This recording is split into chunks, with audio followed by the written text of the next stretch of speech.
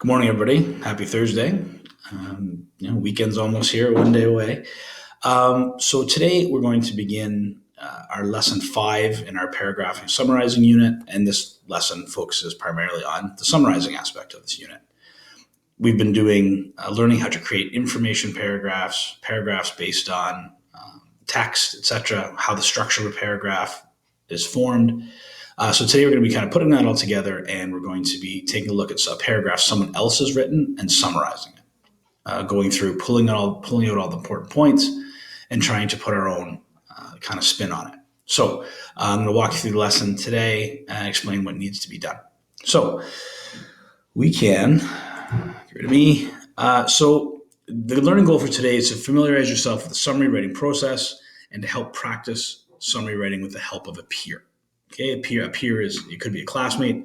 If you're in class, it could be a brother, sister, partner, son, daughter, anyone else who you believe would be helpful in terms of writing this summarizing.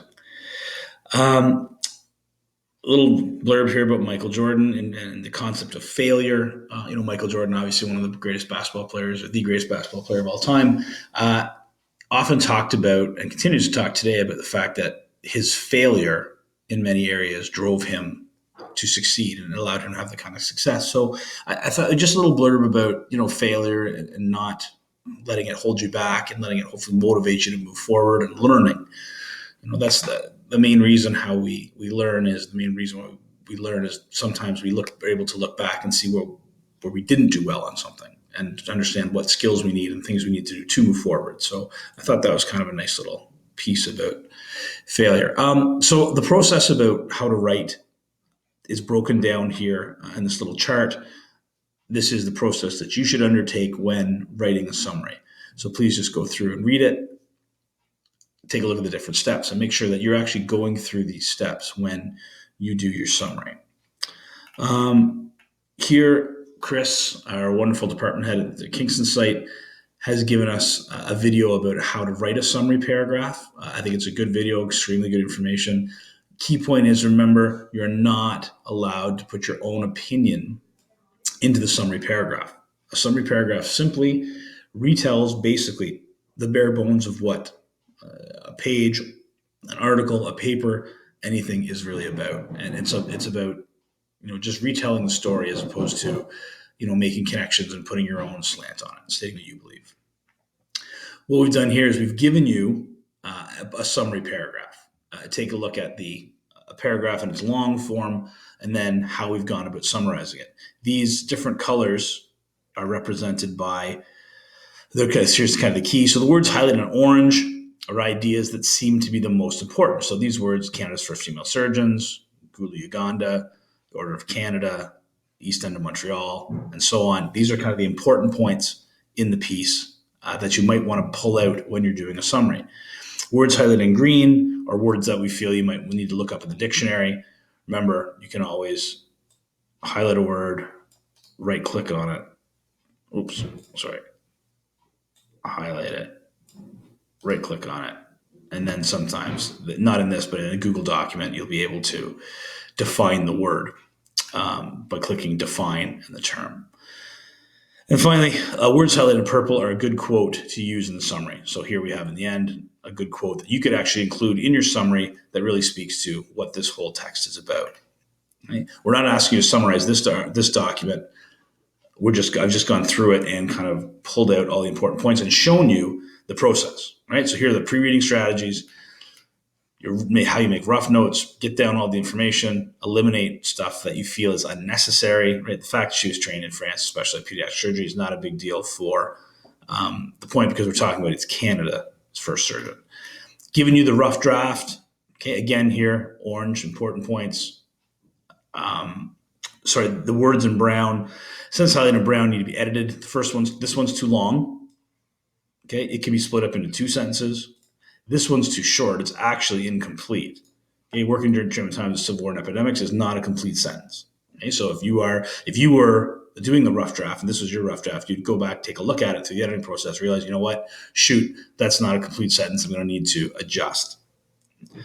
These 2 words are highlighted in pink because they're the same. You might want to choose a different word that represents the same idea as being selfless. Here, the exclamation mark at the end needs to be changed because it doesn't represent the tone of the article. The article is not forceful or aggressive in any way, so you certainly don't need that exclamation mark there. So I've given you the rough copy, shown you the editing process, and then the good copy.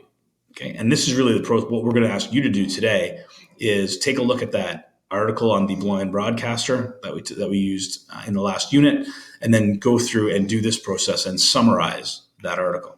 And so here's the good copy.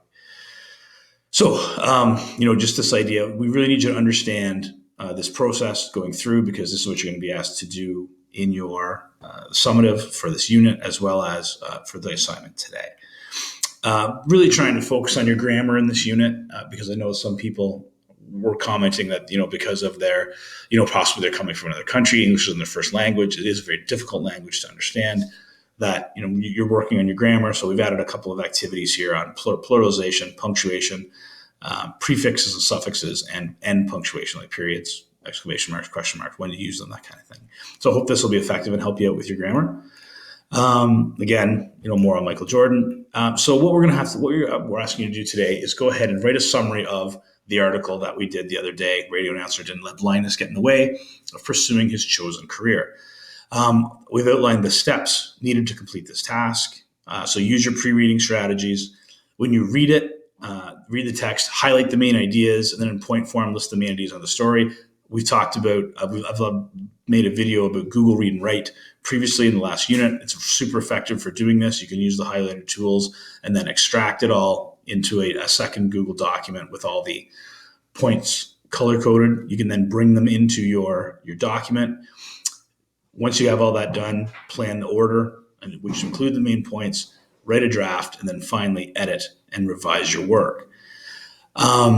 Use the same method as described here. Be sure to highlight the key points, do a point form summary, decide how to organize your paragraph. So we're looking at the purpose of the audience you're going to be writing your paragraph for is an adult who's interested in finding out how well you understand the selection. Length is ballpark 125 words. Don't worry about counting words. If it's close to this, that's fine. The number it's just a guideline. So we're looking for about 6 to 8 sentences. And then obviously you're going to put it here in the Dropbox. These assignments will be evaluated based on your ability to identify the main ideas in the radio announcer story and use that information to create a well-structured summary paragraph. So here is the Google document you'll be doing it on. So, again, we go through the steps to complete the task. Using Google Read and Write, I think, will be a good idea for this because it's going to help you organize your ideas. Put your key points here, group your points together, record your first draft, and then finally your final draft is to be done here. Okay, put it through Grammarly. Always a good idea, even if you feel your command of the English language is strong. I always use Grammarly because sometimes it finds mistakes that you've missed in your editing. Always a good idea to read your work out loud as a final step in the editing process. Sometimes you can hear mistakes, whereas you can't see them, and reading it out loud will let you know where you're going right and where you're going wrong. Here's the article itself. We've given it to you again. So just go ahead and summarize that article. Have a great day, and we'll see you soon.